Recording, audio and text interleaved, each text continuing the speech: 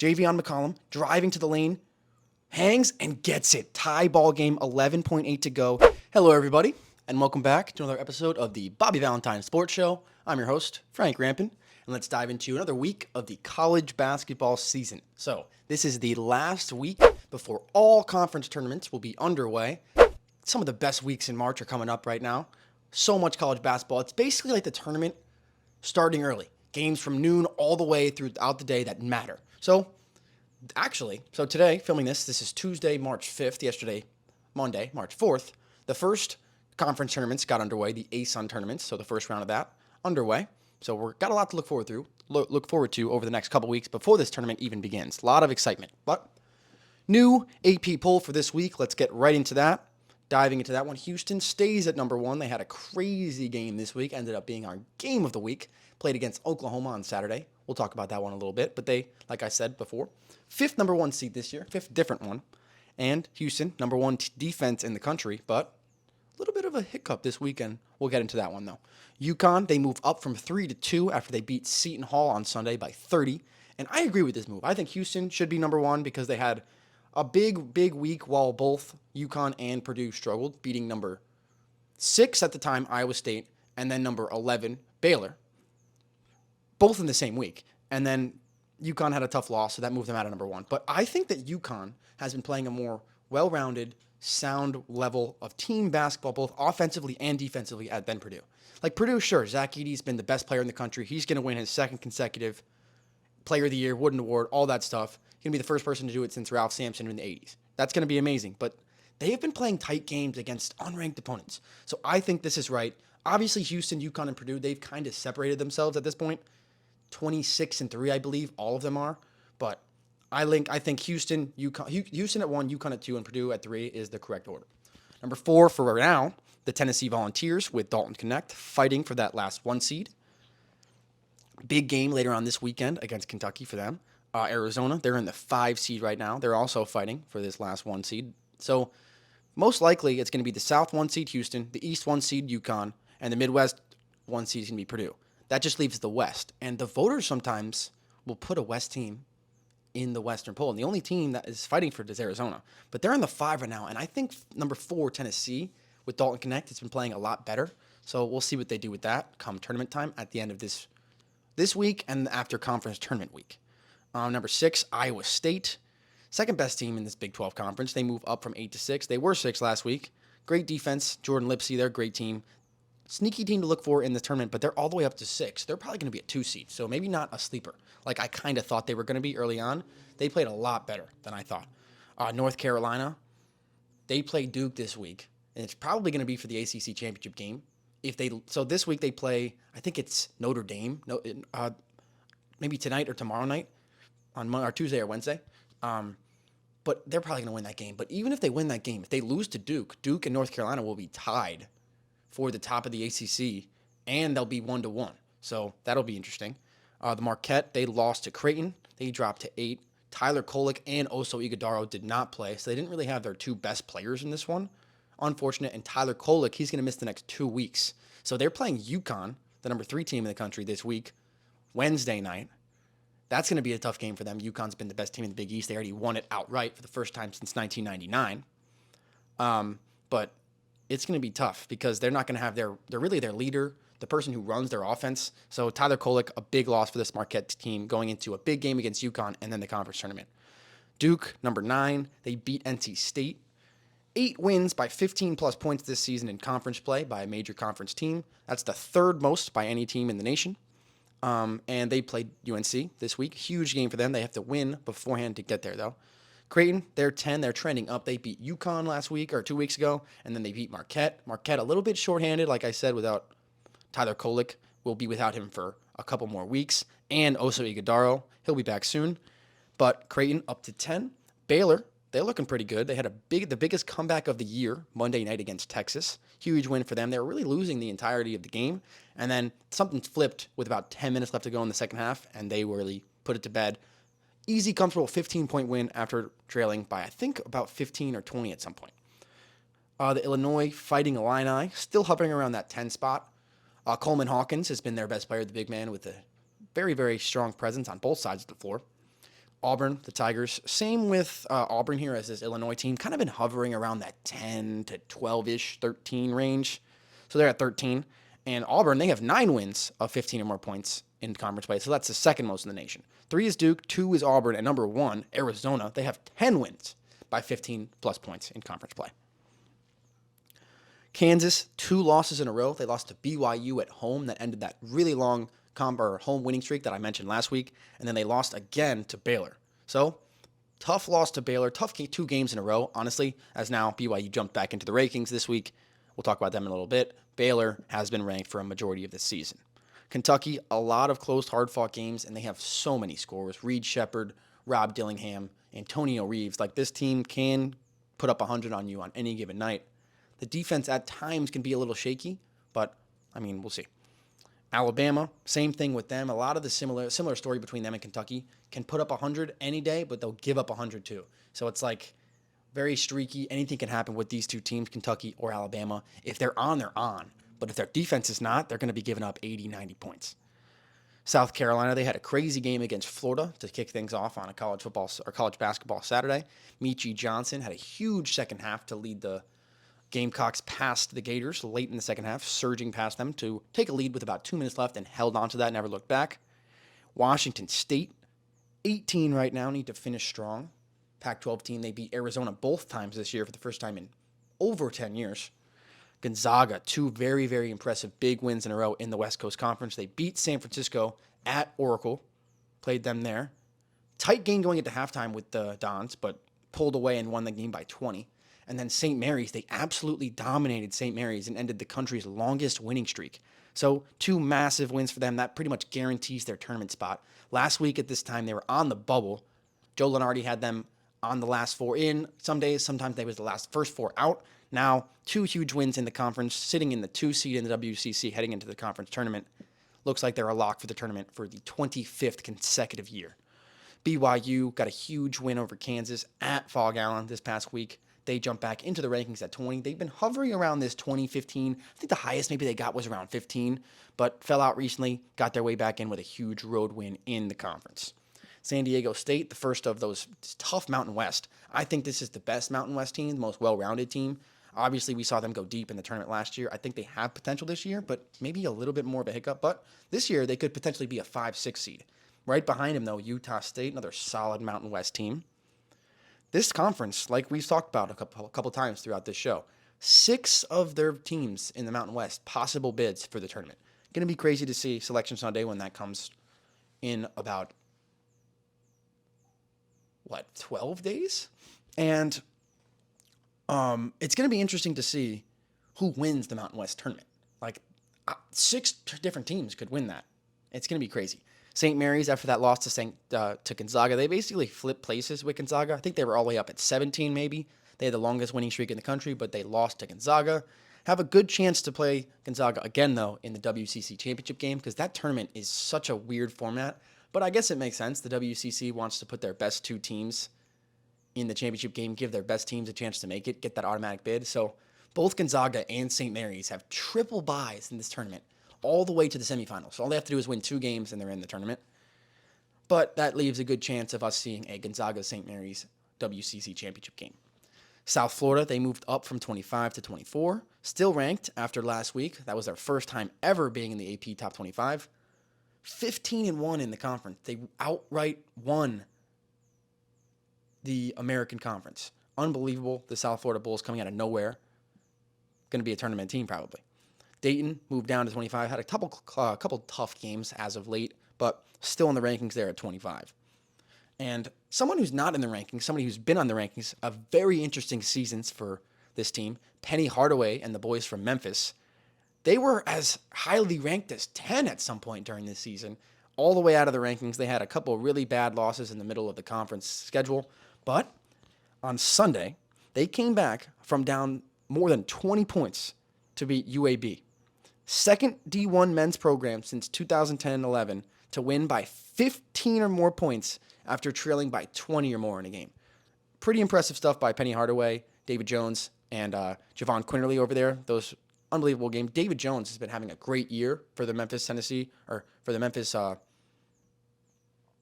their mascot? I don't even know, I'll be honest, for Memphis. But he's been really, really good. And, I mean, impressive win for them. They have 20 wins in the season. They'd have less than 10 losses. So I think they're a tournament team, but their resume has been a little bit shaky. Let's see what Joe Lunardi has said for them.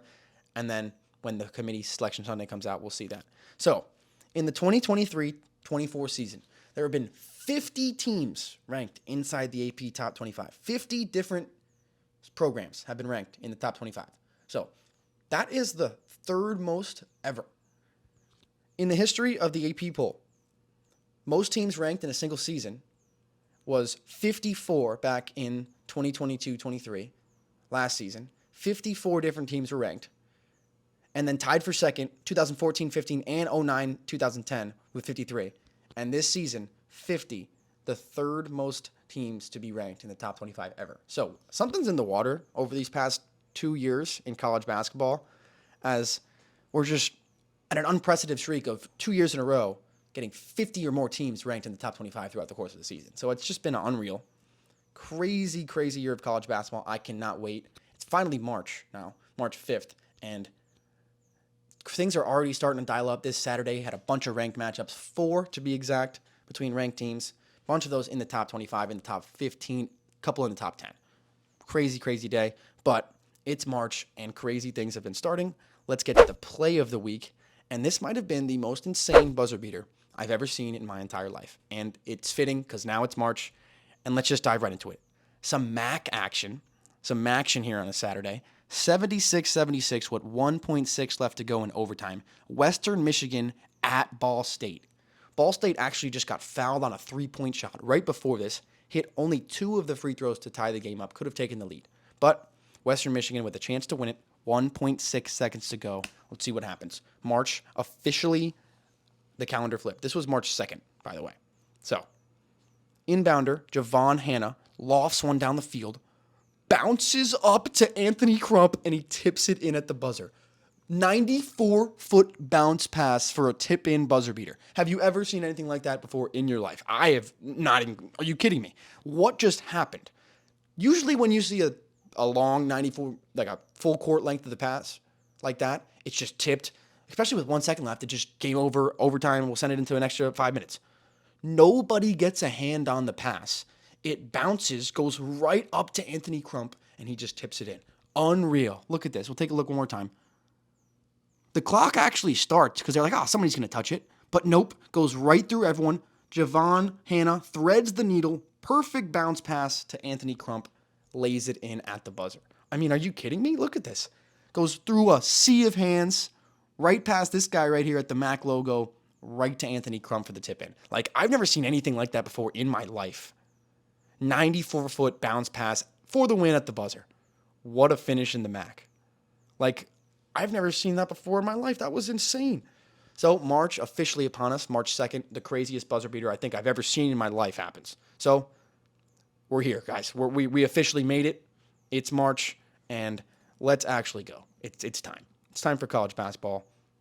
And if you haven't been watching, it's time to lock in because it's the last week before the conference tournaments. So, after maybe the most absurd buzzer beater for our play of the week, let's go into our game of the week.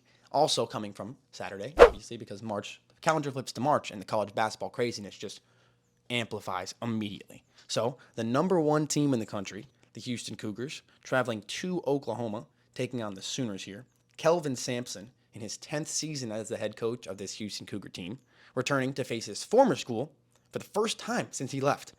Was the head coach of the Oklahoma Sooners from 1994 all the way to 2006.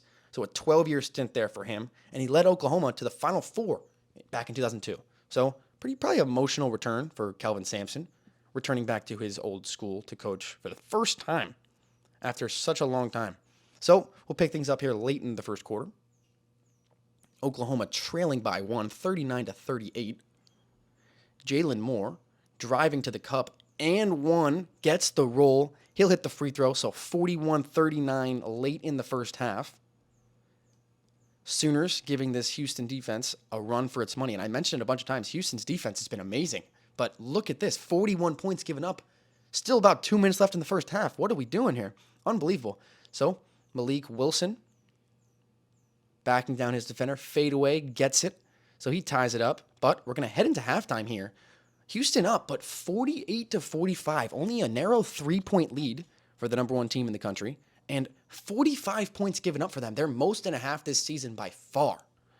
So this Oklahoma Sooners offense starting this game very, very well. Looking to keep things going here as we start the second half. So early on in the second half, we have a crazy sequence. First possession here. Milos Usman blocked by Javier Francis. So on the other side, Jamal Shed drives in. He's blocked. Now we have a crazy scram for the ball. Wild scramble here. Oklahoma finally gets it. Outlet pass. Sam Godwin lays it in or dunks it down. So a 3-point game here. What a wild sequence to start the second half. Crazy back and forth so far. Jumping ahead now. 9-point lead for the Cougars. Latrey Darthard from the corner. Pump fake. Sets his feet. Hits it. Cuts it down to 6. So Sooners looking to get back into this ball game. Lead down to 6 now. Late in the second half here. 2 minutes to go. Moore's pass deflected, but Sam Godwin collects it and finishes it for 2, making it a 2-point game here with less than 2 minutes to go. 82-80. So now a minute and a half to go. Deep 3 by Emmanuel Sharp. He gets it, extending the Cougars lead to 5. Big shot there from Emmanuel Sharp. Minute 15 to go here. Uzan in trouble. Using his pivot foot, getting through the double team and laying it in, cutting the lead down to 3. So now, 2-point game after Sam Godwin makes 1 of 2 free throws, but the Sooners get the offensive rebound on the miss one. So inbounds play from the sideline with 15.1 to go here, trailing by 2. Javion McCollum driving to the lane, hangs and gets it. Tie ball game, 11.8 to go. Sooners hanging around here. What a play by McCollum to take it to the hoop, past 2 defenders and lay it in. So tie game, 11.8 to go, and you got to give it to your man Jamal Shed. Probably going to be up for AP Player of the Year. Driving to the cup, off-balance layup, no good. Scramble for the ball, kicks out to Shed, at the buzzer, gets it to go. So Jamal Shed initially misses the first shot, wild scramble on the ground for the ball, kicks out right into his lap, and he nails the game winner with 0.1 seconds to go.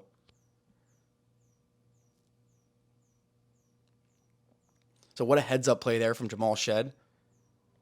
Potential Big 12 Player of the Year. Potential Player of the Year finalist.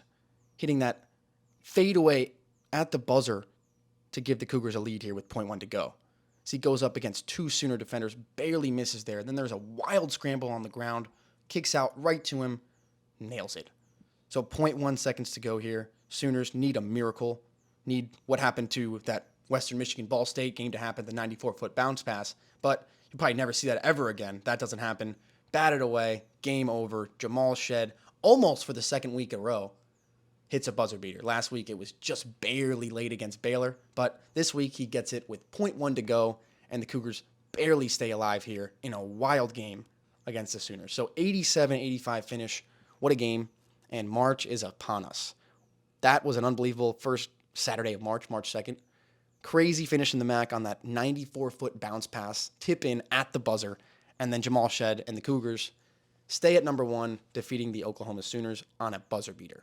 So a crazy day of college basketball. The last last Saturday of the regular season. I keep saying March. March is just, it throws everything off. But the last Saturday of the regular season is this weekend, March 9th, and it's going to be an unbelievable day. So we'll get you with some things to look forward to this week. We have 4 games to look forward to this week, starting with Saturday, March 9th, number 3 UConn. They're going to travel to Providence to take on the Friars.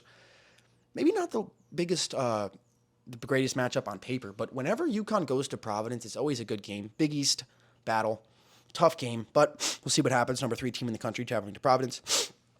On Sunday, actually, the number 12 Illinois Fighting Illini. They travel to Iowa at 7 p.m. to take on the Hawkeyes. And then the 2 best games of the weekend. On Saturday, March 9th, huge SEC a game with implications for the SEC. Number 15, Kentucky travels to Rocky Top to take on number 4, Tennessee at 4 p.m. That's going to be a great game. Dalton Connect and those trio of scorers, Rob Dillingham, Reed Shepard, and Antonio Reeves for the Kentucky Wildcats. Going to be a great game. And then the game of the weekend. Game day is going to be there. College game day is going to be in Durham for number 7, North Carolina at number 9, Duke at 6:30 p.m.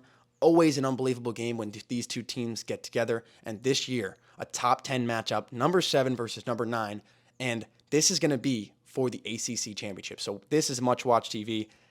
Saturday at 6:30, have to be there. North Carolina at Duke, number 7, number 9. Going to be unbelievable. So that'll do it here for us. What a week of college basketball. Final week before conference tournaments. Going to be an unbelievable March.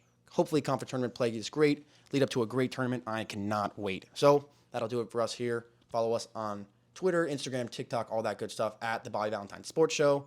And if you need anything about the Bobby Valentine Sports Academy, hit up at bvacademy.com. Anything you need, birthday parties, lessons, anything like that. So that'll do it for us. And we'll be back next week in the middle of the conference tournament schedule. So that'll do it for us. Peace out.